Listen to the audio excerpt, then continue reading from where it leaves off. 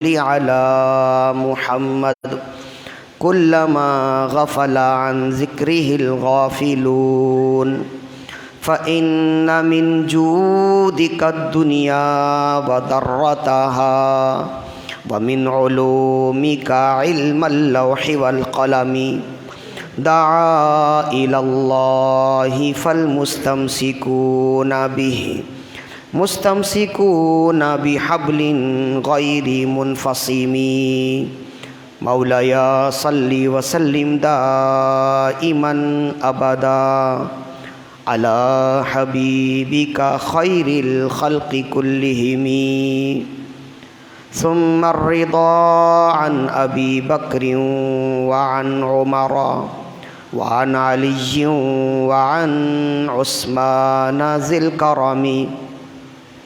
يا ربي بالمصطفى بلغ مقاصدنا واغفر لنا ما مضى يا واسع الكرم مولاي صل وسلم دائما أبدا على حبيبك خير الخلق كلهم ثم الرضا عن أبي بكر وعن عمر وعن علي وعن عثمان ذي الكرم يا ربي بالمصطفى بلغ مقاصدنا واغفر لنا ما مضى يا واسع الكرم مولاي صل وسلم دائما أبدا على حبيبك خير الخلق كلهم. حمد و صلات کے بعد تمام تعریف، تمام محاسن و مکارم و محامد اسی ذوالجلال والاکرام کے لیے ہے جس نے لفظ کن سے کائنات کی تخلیق فرمائی. تمام زبانوں کی حمد و ثنا صرف اور صرف اسی ذوالجلال والاکرام کے لیے ہے جس نے دنیا میں انسانوں کو پیدا فرمایا اور انسانوں کی ضروریات زندگی کی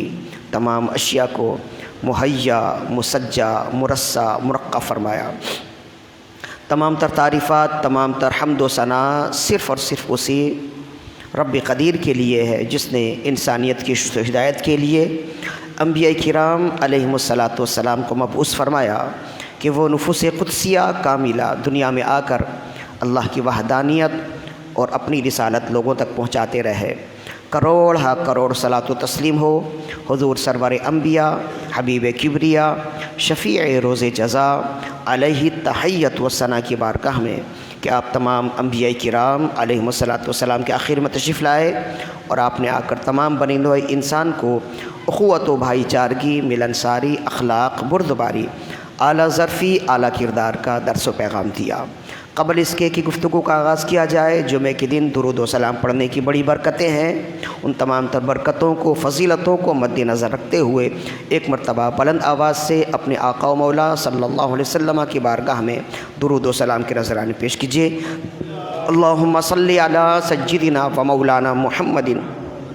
طب القلوب و دوائها وعافیت الابدان و شفائها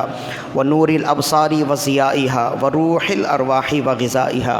وعلى آلہ و اصحابہ وبارک وسلم صلاۃ و سلاما علیک یا رسول اللہ صلی اللہ علیہ وآلہ وسلم. صنامہ کلام میں جس آیت مقدسہ کی تلاوت کا شرف حاصل کیا سورہ نساء کی آیت ہے. سورہ نساء قرآن مجید کی بڑی صورتوں میں شمار ہوتی ہے اور اس کا دائرہ چوتھے پارے سے پانچویں پارے تک محیط ہے. سورہ نساء کی جس آیت مقدسہ کی تلاوت کا شرف حاصل کیا اس کا تعلق پانچویں پارے سے ہے اور آیت نمبر 69 ہے. سورہ نساء کی آیت نمبر 69 میں اللہ رب العزت نے ارشاد فرمایا وَمَن يُطِعِ اللَّهَ وَالرَّسُولَ فَأُولَٰئِكَ مَعَ الَّذِينَ أَنْعَمَ اللَّهُ عَلَيْهِمْ، اور جو اطاعت کرے اللہ کی اور اللہ کے رسول کی تو یہ لوگ قیامت کے دن ان لوگوں کے ساتھ ہوں گے جن پر اللہ نے انعام فرمایا. فَأُولَٰئِكَ مَعَ الَّذِينَ أَنْعَمَ اللَّهُ عَلَيْهِمْ، پس یہ لوگ جو اللہ اور اس کے رسول کی اطاعت کرنے والے ہیں قیامت کے دن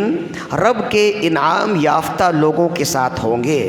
من النبیین والصدیقین والشہداء والصالحین، یعنی وہ نبیوں کے ساتھ ہوں گے،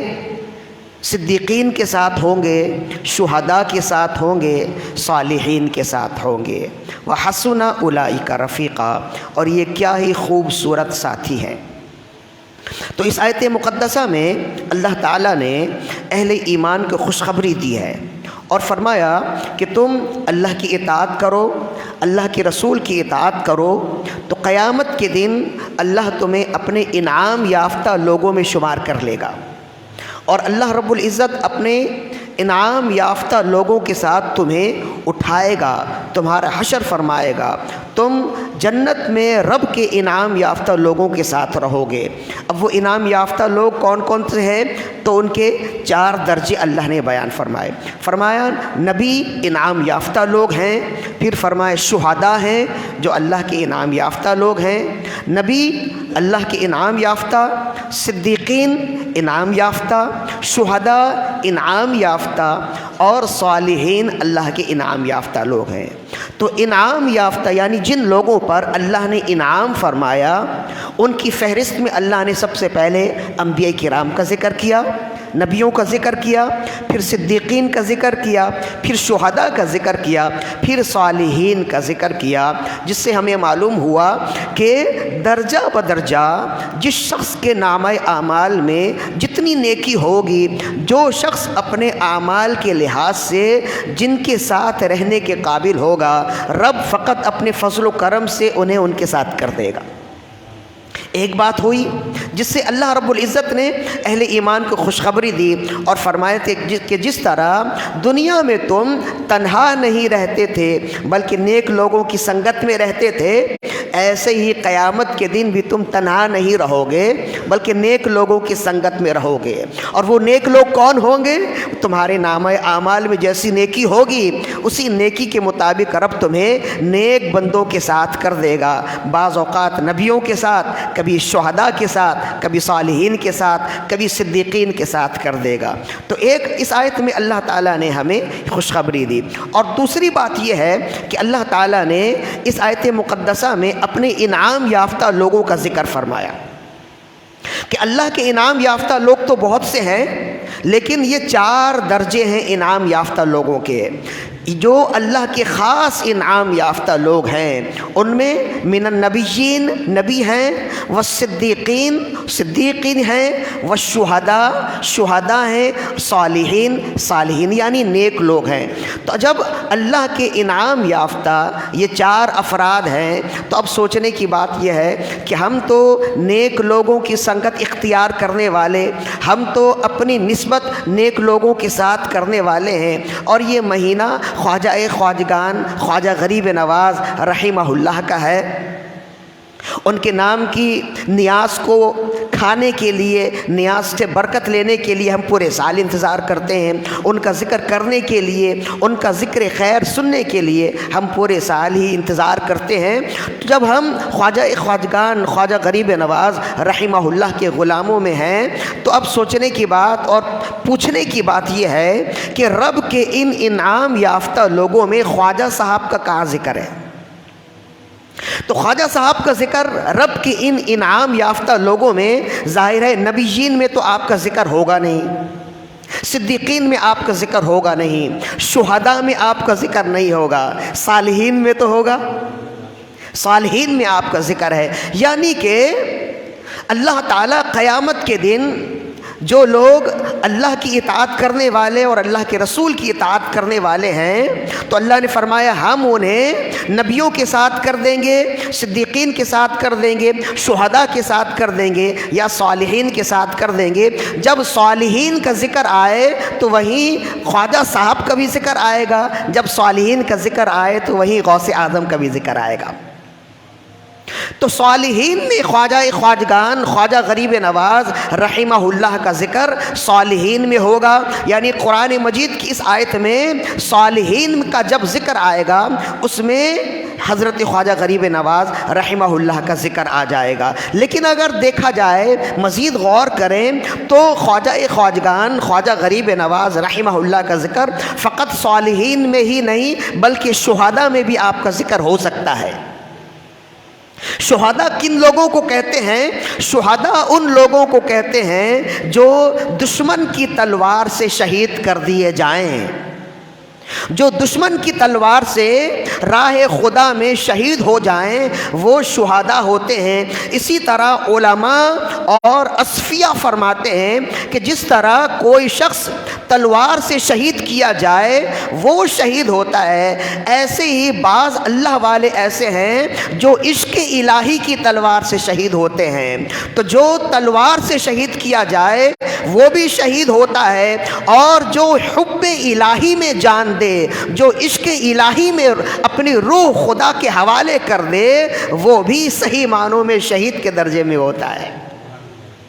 یہاں سے بات تھوڑی مشکل ہو جائے گی، لیکن ہم انتہائی آسانی کے ساتھ اس کو سمجھانے کی کوشش کریں گے تاکہ ہمارے سننے والے یہ نہ کہیں کہ ہم نے کوئی لفاظی کی ہے۔ اب ایک حدیث ہے جو بہت ہی مشہور اور معروف حدیث ہے، امام رازی نے بھی اس حدیث کو نقل کیا، تفسیر کبیر میں امام نبہانی نے اس حدیث کو نقل کیا، الشرف المعبد لآل محمد میں، اور امام کشاف نے بھی ذکر کیا۔ کثیر محدثین کی جماعت ہے جنہوں نے اس حدیث کو ذکر کیا اور فرمایا کہ قال رسول اللہ صلی اللہ علیہ وسلم، رسول اللہ صلی اللہ علیہ وسلم نے ارشاد فرمایا، من مات علی حب آل محمد فقد مات شہید۔ فرمایا لوگوں خبردار ہو جاؤ، جو اہل بیت کی محبت میں مرا، جو آل محمد کی محبت میں مرا، وہ شہید مرا ہے۔ یہ حدیث ہے، من مات علی حب آل محمد فقد مات شہید، جو آل محمد کی محبت میں مرا وہ شہید ہے۔ تو اب سوچنے کی بات ہے، جو آل محمد کی محبت میں مرے جب وہ شہید ہے، تو جو خود عشق الہی کی آگ میں جل کے مرے وہ کیسے شہید نہ ہوگا؟ لہذا ہمارا طریقہ یہی ہے، ہمارا نظریہ یہی ہے، جو حب اہل بیت میں مرے جیسے وہ شہید ہے، ویسے ہی جو رب کے عشق میں مرے وہ اس سے بڑھ کر شہید ہے۔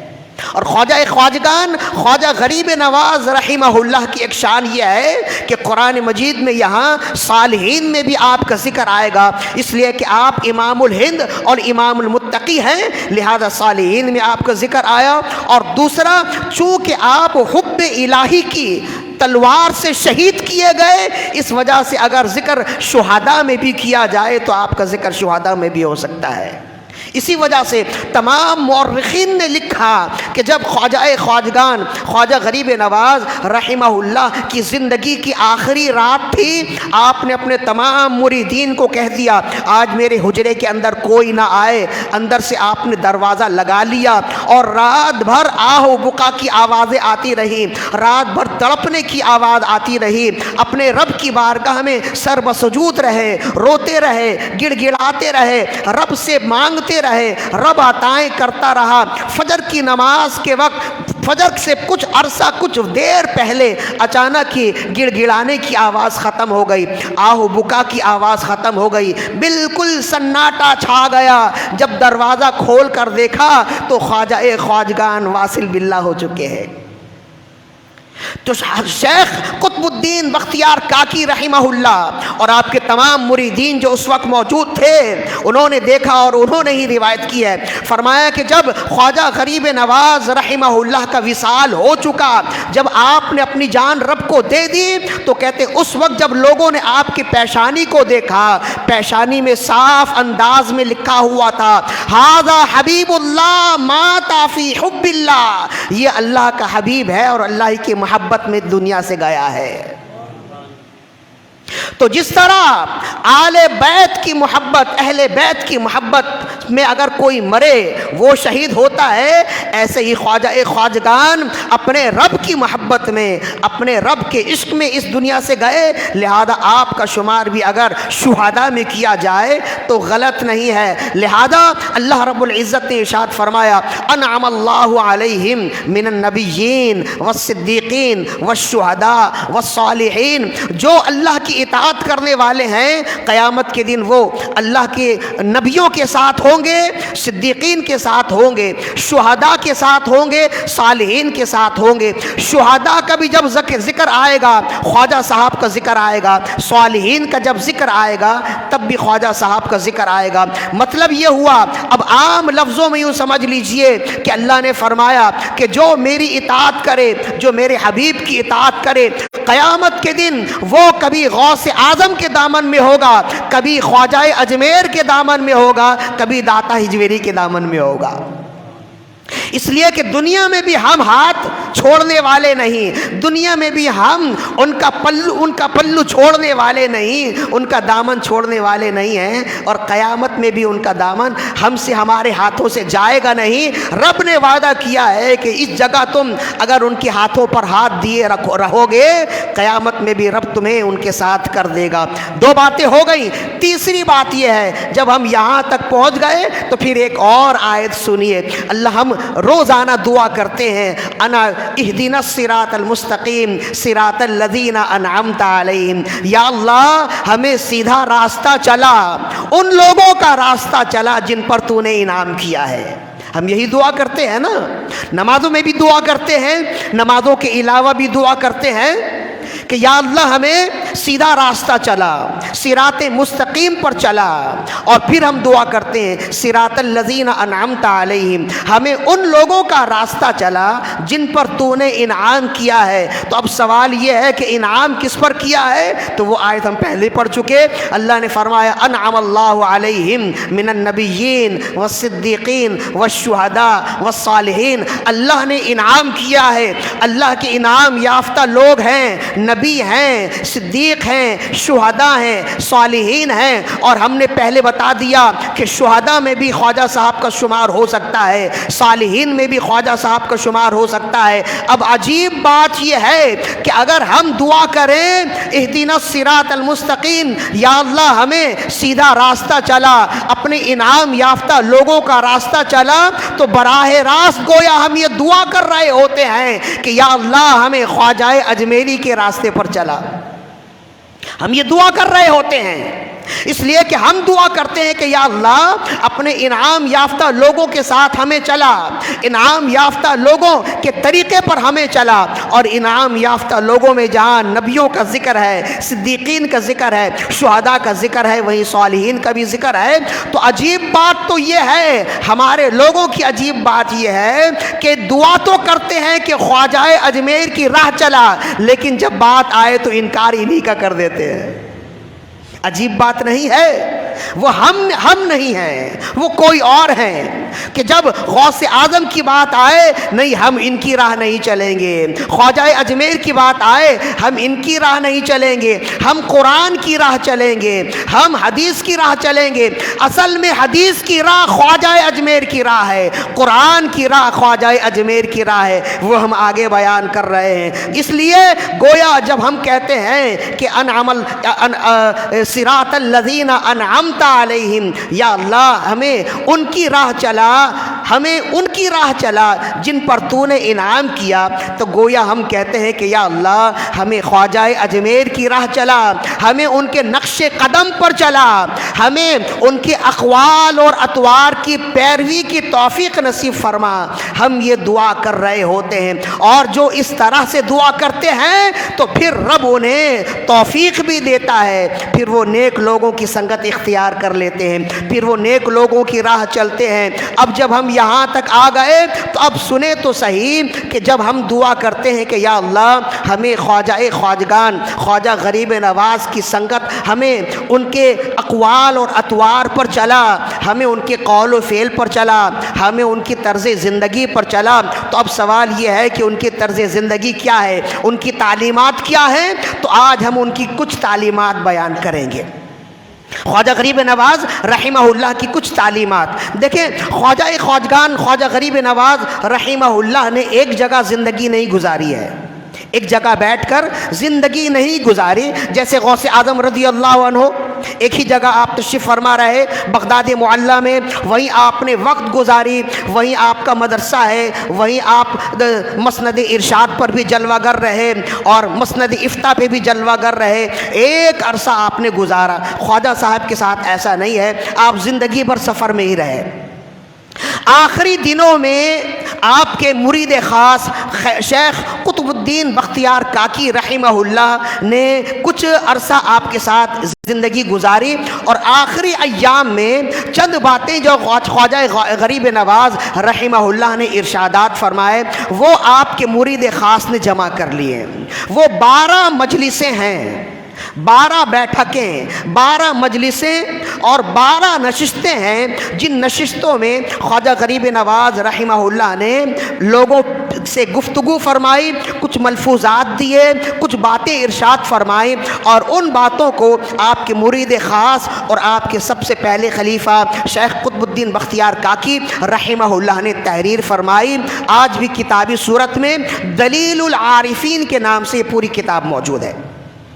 وہ 12 نشستوں پہ ہے، مختلف موضوعات پر خواجہ صاحب نے جو گفتگو فرمائی اس کا نچوڑ انہوں نے بیان کیا۔ ظاہر ہے کہ ہم اتنی لمبی چوڑی تو گفتگو کریں گے نہیں۔ انہی نشستوں میں سے ایک نشست کی بات ہے، شیخ قطب الدین بختیار کاکی رحمہ اللہ فرماتے ہیں ہم ایک دن ظہر کی نماز کے بعد خواجہ غریب نواز رحمہ اللہ کی محفل میں بیٹھے تھے، بہت سارے لوگ موجود تھے، تو آپ نے ارشاد فرمایا 5 چیزوں کی طرف دیکھنا عبادت ہے۔ اب یہاں سے آپ کے ارشادات شروع ہیں۔ فرمایا 5 چیزوں کی طرف دیکھنا عبادت ہے، تو تمام لوگ بالکل ایک دوسرے کی جانب دیکھنے لگے اور بالکل چوکنے ہو کر بیٹھ گئے کہ اب خواجہ صاحب کیا بات ارشاد فرماتے ہیں۔ آپ نے فرمایا 5 چیزوں کی طرف دیکھنا عبادت ہے، اور پھر فرمایا سب سے پہلے والدین کے چہرے کی طرف دیکھنا عبادت ہے، پھر فرمایا اور کعبہ کی طرف دیکھنا عبادت ہے، پھر فرمایا کہ قرآن کی طرف دیکھنا عبادت ہے، پھر فرمایا پیر و مرشد کی طرف دیکھنا عبادت ہے، پھر فرمایا عالم باعمل کی طرف دیکھنا عبادت ہے۔ فرمایا 5 چیزوں کی طرف دیکھنا عبادت ہے۔ اب جب آپ نے یہ اجمالی طور پر بیان کر دیے تو پھر آپ نے اس کی تفصیل بیان کی۔ فرمایا کہ 5 چیزوں کی طرف دیکھنا عبادت ہے، ان میں سب سے پہلی چیز فرمایا والدین کے چہرے کی طرف دیکھنا عبادت ہے۔ فرمایا النظر الی الوالدین عبادہ، والدین کی طرف نظر رحمت سے دیکھنا عبادت ہے۔ اور پھر فرمایا کہ فقط یہی بات نہیں ہے، سرکار مدینہ صلی اللہ علیہ وسلم نے بھی اس حوالے سے بہت کچھ ارشادات فرمائے۔ یہاں سے پھر آپ نے مزید اور بھی گفتگو فرمائی ہے۔ اب خواجہ صاحب نے جو ارشاد فرمایا کہ والدین کے چہرے کی طرف دیکھنا عبادت ہے، کیا یہ فقط آپ نے اپنی طرف سے ارشاد فرمایا یا واقعی رسول اللہ صلی اللہ علیہ وسلم کا فرمان بھی ہے؟ تو اب دیکھیے خواجہ صاحب نے تو فرمایا کہ والدین کے چہرے کی طرف دیکھنا عبادت ہے، تو اب دیکھیے خواجہ صاحب کے فرمان اور رسول اللہ صلی اللہ علیہ وسلم کے ارشادات میں کیسی تطبیق ہے، کیسی مطابقت ہے۔ خواجہ صاحب فرماتے کہ والدین کے چہرے کی طرف دیکھنا عبادت ہے، اور پھر اب رسول اللہ صلی اللہ علیہ وسلم کا ارشاد کیا ہے؟ امام بیہقی نے لکھا، امام سیوطی نے در منصور میں لکھا، حضرت ابو ہریرہ رضی اللہ عنہ اس حدیث کے راوی ہیں۔ عن ابی ہریرہ رضی اللہ عنہ قال قال رسول اللہ صلی اللہ علیہ وسلم، ابو ہریرہ رضی اللہ عنہ فرماتے ہیں کہ رسول اللہ صلی اللہ علیہ وآلہ وسلم نے ارشاد فرمایا ما من ولد بار ينظر الى والدی، کوئی ایسا شخص، جو فرما بردار بچہ اپنے والدین کے چہرے کی طرف دیکھے، ما من ولد بار ينظر الى والدی جعل اللہ لکل نظرۃ حجۃ مبرورۃ، ما من ولد بار ينظر الى والدی نظر رحمت، کوئی بھی شخص اپنے والدین کے چہرے کی طرف دیکھے، نظر رحمت سے دیکھے، جعل اللہ تعالی لکل نظر حجۃ مبرورۃ، اللہ تعالی ہر ایک مرتبہ دیکھنے کے بدلے ایک حج مقبول کا ثواب عطا فرمائے گا۔ قالو صحابہ کرام عرض کرنے لگے ولو نظرا فی کل یوم مئۃ مرۃ یا رسول اللہ اگر ایک شخص دن بھر میں 100 بار اپنے والدین کی طرف دیکھے، فرمایا اگر 100 بار دیکھے 100 مقبول حج کا ثواب اسے دیا جائے گا، واللہ اعظم و اطیب، اور اللہ بہت ہی پاکیزہ ہے، اللہ بڑا ہے، تم عمل کرتے ہوئے تھک جاؤ گے، وہ دیتے ہوئے نہیں تھکے گا۔ تو دیکھیں کہ غوث اعظم خواجگان خواجہ غریب نواز رحمہ اللہ کا فرمان کیا ہے کہ والدین کے چہرے کی طرف دیکھنا عبادت ہے۔ اب جب آپ خواجہ صاحب کا فرمان سنیں اور پھر جب رسول اللہ صلی اللہ علیہ وسلم کا فرمان سنیں تو ایسی تطبیق نظر آتی ہے، گویا نظر آتا ہے کہ خواجہ غریب نواز رحمہ اللہ خود گفتگو نہیں فرما رہے بلکہ رسول اللہ کا ارشاد فرما رہے ہیں، بلکہ رسول اللہ صلی اللہ علیہ وسلم کے فرمان ہمیں سنا رہے ہیں کہ جہاں آپ نے فرمایا والدین کے چہرے کی طرف دیکھنا عبادت، وہیں رسول اللہ فرماتے کہ اگر کوئی شخص والدین کے چہرے کی طرف نظر رحمت سے دیکھے، ایک مرتبہ دیکھے، ایک مقبول حج کا ثواب دیا جائے گا۔ صحابہ نے عرض کیا یا رسول اللہ اگر دن بھر میں 100 بار دیکھے، فرمایا 100 بار اگر دیکھے 100 مقبول حج کا ثواب دیا جائے گا، واللہ اعظم و اطیب، اللہ بہت بڑا ہے اور بہت پاکیزہ ہے، تم عمل کرتے ہوئے تھک جاؤ گے، وہ دیتے ہوئے نہیں تھکے گا۔ تو اب سوچنے کی بات یہ ہے کہ جب والدین کے چہرے کی طرف مسکرا کے دیکھنے سے اس قدر اجر و ثواب ہے تو والدین کی خدمت کرنے کا اجر کتنا بڑا ہوگا، والدین کی خدمت کرنے کا اجر کتنا بڑا ہوگا، وہ تو دینے والا جانے اور لینے والا جانے۔ ہاں ایک حدیث اور بھی ہے جس میں والدین کی خدمت کے اجر کی بات ہے، جس کو امام بیہقی نے ہی روایت کی، حضرت عائشہ صدیقہ رضی اللہ عنہا اس حدیث کو روایت کرنے والی ہیں۔ ان عائشہ رضی اللہ عنہا قالت قال رسول اللہ صلی اللہ علیہ وسلم، حضرت عائشہ صدیقہ رضی اللہ عنہا فرماتی ہیں کہ رسول اللہ صلی اللہ علیہ وسلم نے ارشاد فرمایا نمت الیوم فرائیتنی فی الجنہ، میں ایک دن سویا ہوا تھا اور میں نے اپنے آپ کو جنت میں دیکھا۔ نمت الیوم، اسے نمتو بھی پڑھ سکتے ہیں، نمتو بھی پڑھ سکتے ہیں۔ فرمایا نمت الیوم فرائیتنی الجنہ، میں نے ایک مرتبہ اپنے آپ کو عالم خواب میں جنت میں دیکھا۔ فسمعت صوت قارئ یقرأ القرآن، تو میں نے جنت میں ایک شخص کو قرآن پڑھتے ہوئے دیکھا، سنا، میں نے آواز سنی کہ کوئی جنت میں ہے اور اللہ کا کلام پڑھ رہا ہے، جنت میں ہے اور وہ قرآن پڑھ رہا ہے۔ فسمعت صوتا قاری فسمعت صوت قارئ یقرأ القرآن، میں نے ایک قاری کے قرآن پڑھنے کی آواز سنی۔ فقلت، میں نے پوچھا من ھذا، یہ جنت میں قرآن پڑھنے والا کون ہے؟ قالوا، تو فرشتوں نے کہا حارثہ بن النعمان، یا رسول اللہ یہ آپ کے عزیز صحابی حضرت حارثہ بن نعمان رضی اللہ عنہ ہے،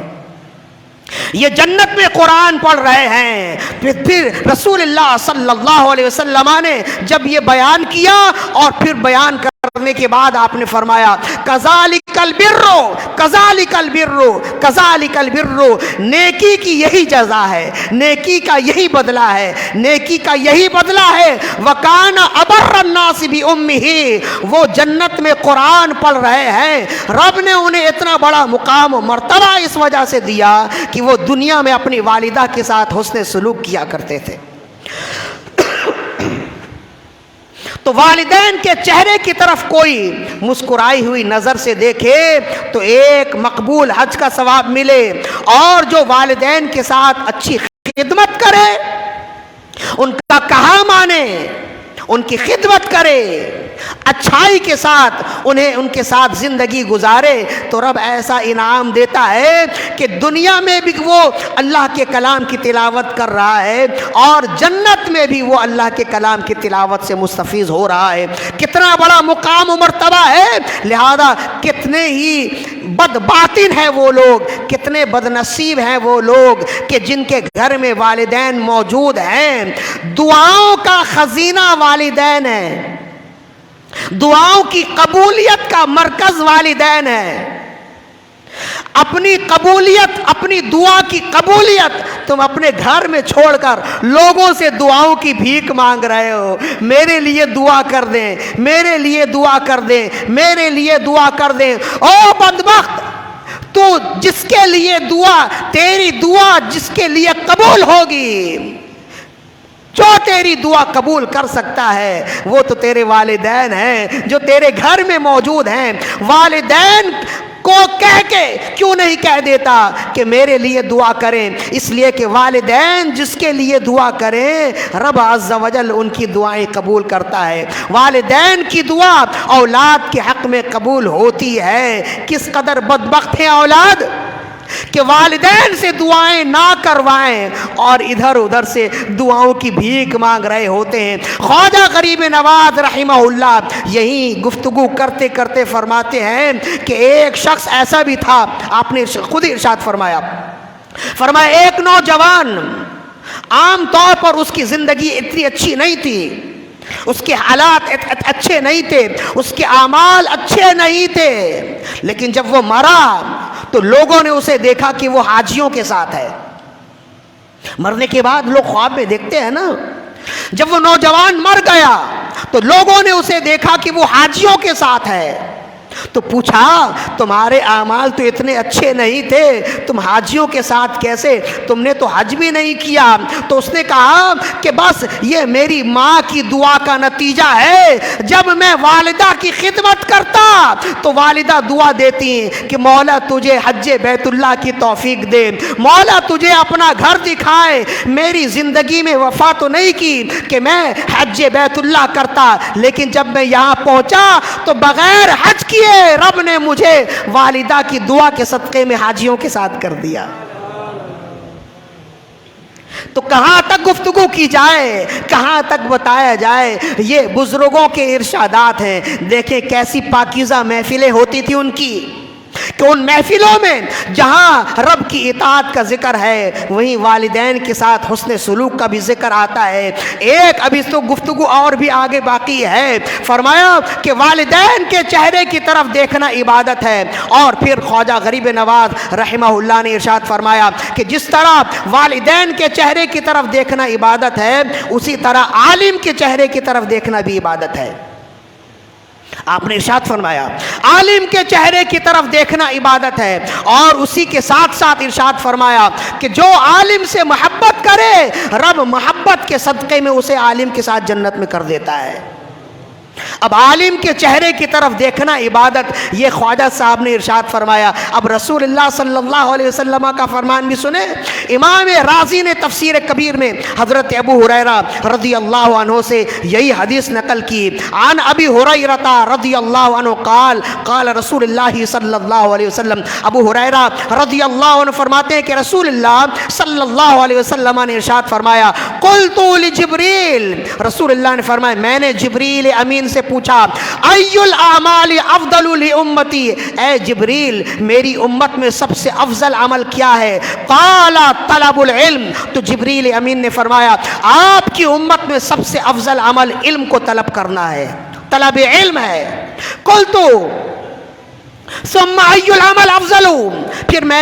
پھر جبریل امین سے پوچھا طلب علم کے بعد سب سے افضل عمل کون سا ہے؟ قال النظر الى وجه العالم، تو جبریل امین نے فرمایا کہ آپ کی امت میں سب سے افضل عمل علم حاصل کرنا ہے، اور علم حاصل کرنے کے بعد سب سے افضل عمل عالم با عمل کے چہرے کی زیارت کرنا ہے۔ تو خواجہ غریب نواز رحمہ اللہ فرماتے ہیں کہ عالم کے چہرے کی طرف دیکھنا عبادت ہے، اور اسی بات کو جب رسول اللہ صلی اللہ علیہ وسلم بیان کرے تو آپ بھی کہیں عالم کے چہرے کی طرف دیکھنا عبادت ہے۔ اور پھر خواجہ غریب نواز رحمہ اللہ ارشاد فرماتے ہیں کہ جس طرح عالم کے چہرے کی طرف دیکھنا عبادت ہے، ویسے ہی عالم سے بغض رکھنا رب کے عذاب کا سبب ہے۔ چنانچہ آپ نے ارشاد فرمایا کہ ایک شخص مر گیا، مرنے کے بعد جب اسے بالکل اسی کے ساتھ ہی آپ نے ارشاد فرمایا اسی محفل میں کہ ایک شخص مر گیا، مرنے کے بعد جب اسے قبر میں ڈال دیا گیا اس کا چہرہ قبلے کی طرف پھیرتے ہیں اور قبلے سے اس کا چہرہ پھر جاتا ہے۔ بار بار اس کے چہرے کو موڑتے ہیں قبلے کی طرف، لیکن بار بار اس کا چہرہ قبلے سے موڑ دیا جاتا ہے۔ تو جب لوگوں نے پوچھا تو کہتے ہاتف غیبی سے آواز آئی کہ اس کا چہرہ قیامت تک قبلے کی طرف نہیں ہوگا، اس لیے کہ جب تک یہ زندہ تھا کوئی عالم باعمل اس کے سامنے سے گزرے تو نفرت سے چہرہ پھیر لیتا تھا۔ تو جو میرے عالم باعمل سے اپنا چہرہ پھیر لے، میں اپنے قبلے سے اس کا چہرہ پھیر دیتا ہوں، اور میں اپنی رحمت سے اس کا چہرہ پھیر دیتا ہوں۔ قیامت تک یہ میری رحمت سے مایوس رہے گا، اور قیامت میں دن جب یہ اٹھایا جائے گا تو انسانی شکل میں نہیں بلکہ بندر کی شکل میں اٹھایا جائے گا۔ خواجہ غریب نواز رحمہ اللہ کے یہ ارشادات ہیں جو ہمیں بتاتے ہیں، دیکھیں اس سے ہمیں جہاں سبق ملتا ہے وہیں بہت ساری باتیں بھی معلوم ہوتی ہیں۔ ایک بہت ہی بہترین بات معلوم ہوتی ہے کہ بزرگان دین کی محفلیں ہماری محفلوں کی طرح گندی نہیں ہوتی تھیں۔ ہم تو جہاں 4 افراد بیٹھے وہاں کسی 5 کی برائی ہو رہی ہوتی ہے، کسی کی غیبت ہو رہی ہوتی ہے، کوئی دنیا داری ہے، کوئی بے حیائی کی باتیں ہیں۔ خواجہ غریب نواز پاکیزہ تھے، آپ کی محفلیں کیسی پاکیزہ ہوتی تھیں کہ آپ کی محفلوں میں اگر ذکر ہے، نیک لوگوں کا ذکر ہے، قرآن کا ذکر ہے،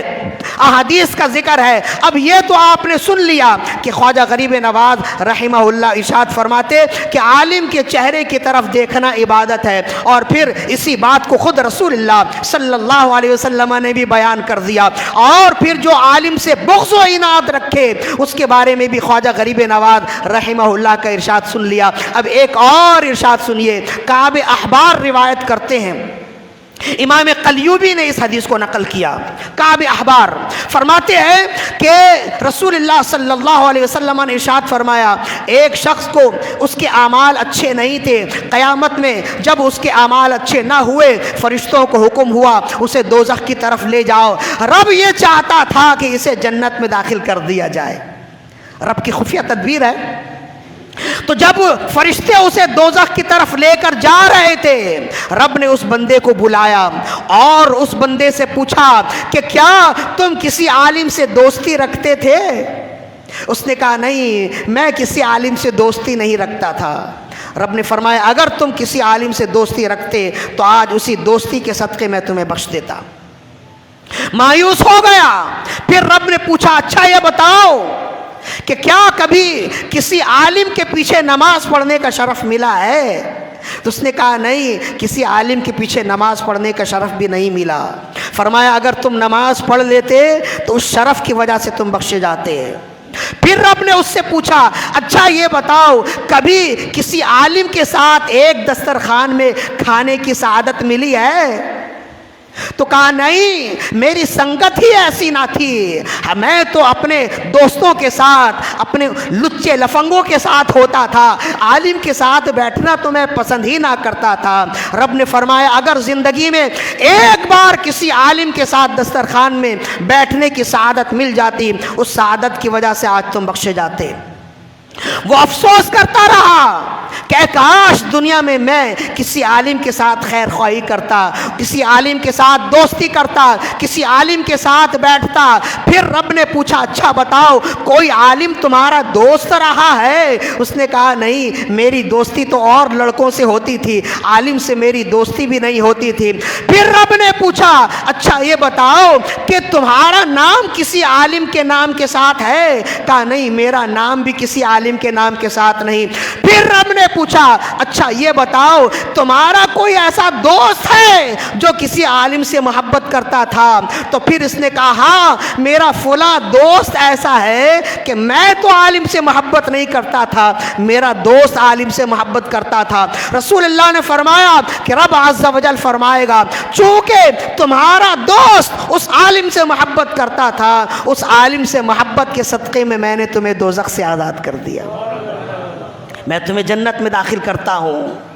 تو خواجہ غریب نواز رحمہ اللہ کے ارشادات ہمیں بتاتے ہیں کہ نیک لوگوں کی سنگت اختیار کیجئے، دنیا بھی اچھی ہو جائے گی، آخرت بھی اچھی ہو جائے گی۔ آپ نے ارشاد فرمایا کہ 5 چیزوں کی طرف دیکھنا عبادت ہے، والدین کے چہرے کی طرف دیکھنا عبادت، قرآن کی طرف دیکھنا عبادت، کعبہ کی طرف دیکھنا عبادت، پیر و مرشد کی طرف دیکھنا عبادت، اور عالم کی طرف دیکھنا عبادت ہے۔ اب 2 ہی باتیں ہو سکتی ہیں، یا تو خواجہ صاحب نے یہ باتیں اپنی طرف سے کی ہوں۔ اگر آپ نے یہ باتیں اپنی طرف سے کی ہیں تو پھر بھی یہ اس بات کی دلیل ہے کہ آپ کی محفل کیسی پاکیزہ ہوتی تھی کہ ان محفلوں میں ذکر ہوتا تھا تو اس طرح کی باتوں کا ذکر ہوتا، ترغیبی باتوں کا ذکر ہوتا تھا۔ لیکن اگر آپ غور سے دیکھیں، یہی 5 باتوں کا ذکر رسول اللہ نے بھی فرمایا ہے۔ اب ایک حدیث خواجہ صاحب کا فرمان تو آپ نے سن لیا نا، فرمایا 5 چیزوں کی طرف دیکھنا عبادت، والدین کے چہرے کی طرف دیکھنا عبادت، قرآن کی طرف دیکھنا عبادت، کعبہ کی طرف دیکھنا عبادت، پیر و مرشد کی طرف دیکھنا عبادت، عالم کے چہرے کی طرف دیکھنا عبادت۔ اب یہ تو خواجہ صاحب کا فرمان ہے، اب یہی فرمان رسول اللہ کے ارشاد بھی ہے، رسول اللہ کی حدیث بھی ہے، جسے امام دیلمی نے مسند الفردوس میں نقل کیا، امام دار قطنی نے اپنی سنن میں روایت کیا، حضرت انس بن مالک رضی اللہ عنہ اس کے راوی، حضرت ابو ہریرہ اس کے راوی، عن ابی ہریرہ رضی اللہ عنہ قال قال رسول اللہ صلی اللہ علیہ وسلم، ابو ہریرہ رضی اللہ عنہ فرماتے ہیں کہ رسول اللہ صلی اللہ علیہ وسلم نے ارشاد فرمایا، خمس من العبادہ، 5 چیزوں کی طرف دیکھنا عبادت ہے، النظر الى الوالدین عبادہ والنظر الى المصحف عبادہ، والدین کے چہرے کی طرف دیکھنا عبادت، والنظر الى المصحف عبادہ، قرآن کی طرف دیکھنا عبادت، والنظر الى الکعبۃ عبادہ، کعبہ کی طرف دیکھنا عبادت، والنظر الى زمزم عبادہ، آب زمزم کی طرف دیکھنا عبادت، والنظر الى وجہ عالم عبادہ، اور عالم کے چہرے کی طرف دیکھنا عبادت ہے۔ اب 2 ہی باتیں ہو سکتی ہیں، یا تو خواجہ صاحب نے یہ 5 باتیں اپنی طرف سے بیان کی لیکن رسول اللہ کا فرمان ہے، یا پھر یہ ہے کہ خواجہ صاحب کا یہ فرمان رسول اللہ کے حدیث کے مطابق تھا۔ اگر یہ مان لیا جائے تو بات یہ ہوگی کہ خواجہ صاحب جس طرح بزرگان دین کی کتابوں کا مطالعہ کرتے تھے ویسے ہی رسول اللہ کے حدیث کا بھی مطالعہ کرتے تھے، ورنہ یہ ساری باتیں کہاں سے معلوم ہو؟ وہی 5 باتیں جو خواجہ صاحب ارشاد فرماتے ہیں، اور وہی 5 باتیں رسول اللہ صلی اللہ علیہ وسلم کے بھی ارشادات ہیں، جس سے معلوم ہوتا ہے کہ خواجہ غریب نواز رحمہ اللہ فقط صوفی بزرگ ہی نہیں بلکہ اگر دیکھا جائے تو محدثین کے امام بھی ہیں، فقہا کے امام بھی ہیں، متقین کے امام بھی ہیں۔ اللہ تعالیٰ سے دعا ہے کہ رب عز و جل ہماری آج کی حاضری اپنی بارگاہ میں قبول و مقبول فرمائے۔ وما علینا الا البلاغ المبین۔